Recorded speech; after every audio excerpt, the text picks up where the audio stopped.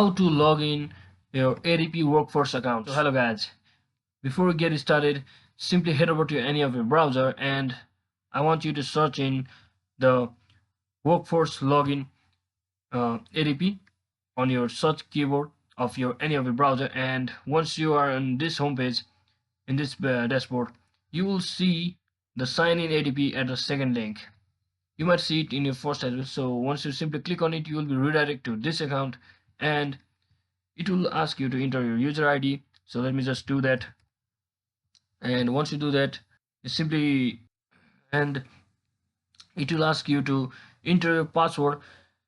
And when you enter your password, make sure it's correct. And once you have successfully entered your correct user ID and password, you simply click on sign in option over here, and if both of your login credentials are correct, you will be able to successfully sign in.